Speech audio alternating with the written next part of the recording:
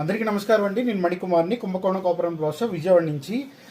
ఒక 2 అడుగుల్లో లక్ష్మీదేవి గణపతి మందిరం అయితే చూపించిపోతున్నాను. అంటే మనం అన్ని విగ్రహాలకి ఒకే చోట అందరినీ మనం డిస్ప్లే చేసుకోవడానికి అనువైన మందిరం అనమాట. సో ఇది ఎల్లో యాంటిక్తో వస్తుంది.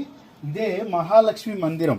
యాక్చువల్ చూడండి, ఈ మందిరం వచ్చేటప్పటికి మనకి దగ్గర అడుగున్నర వెడల్పు, లోతు వచ్చేటప్పటికి మనకి 10 అంగుళాలు లోతు వస్తుంది. అలాగే చుట్టూ డిజైనింగ్ కానీ సో చాలా బాగుంటుంది. ఇంకోటి సాలిడ్ అనమాట. మీరు ఎంత వెయిట్ విగ్రహాలు వేసినా కూడా ఏం పర్లేదు. అలాగే ఇరువైపులా వచ్చేటప్పటికి దీనికి అటు ఇటు బార్డర్స్ అనమాట. బార్డర్స్ వచ్చేటప్పటికి చక్కగా మీకు ప్యారెట్స్ ఉన్నాయి, అటు ఇటు ప్యారెట్స్. అలాగే ఇంకోటి మధ్యలో మనకి మహాలక్ష్మి అమ్మవారు ఉన్నారు. ఆ మహాలక్ష్మి అమ్మవారి చుట్టూతా మనకి తోరణం అనమాట, ఆర్చ్ అంటే ప్రభావలిలాగా ఆర్చ్ అనమాట చుట్టూతా కూడా. అలాగే ఏనుగులు చూస్తే అటువైపు ఇటువైపు ఆపోజిట్లో ఉన్నాయి చూడండి, ఏనుగుల డిజైనింగ్ కూడా. అలాగే ఇక్కడంతా కూడా వచ్చేటప్పటికి మీకు అంటే థ్రెడ్ డిజైనింగ్ లాగా రావటం, మధ్యలో మీకు అక్కడక్కడ రింగ్స్ లాగా ఇవ్వటం. సో ఇదంతా కూడా చాలా బాగుంటుంది.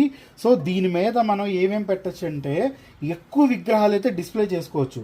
నేనైతే 3 అమ్మల్ని పెడుతున్నాను చూడండి ఒకసారి. చక్కగా 3 అమ్మల్ని ఇక్కడ పెట్టాను. కామాక్షి అంటే పార్వతి, శక్తి, తర్వాత ఒకవైపు ఏమో సరస్వతి, ఒకవైపు లక్ష్మీ అమ్మవారిని. చక్కగా 3 అమ్మల్ని కూడా నేను డిస్ప్లే చేశాను.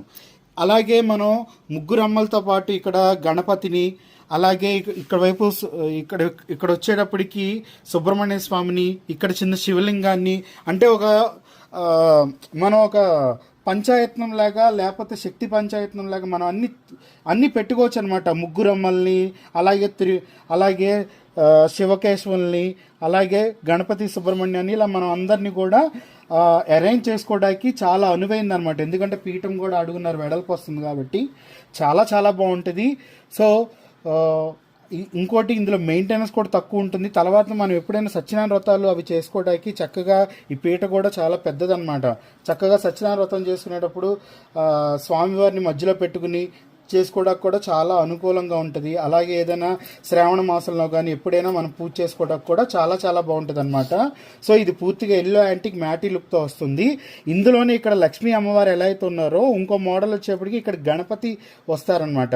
సో ఈ 2 మోడల్స్ అయితే మీకు అవైలబుల్లో ఉన్నాయి. ఇదొక కలెక్షన్.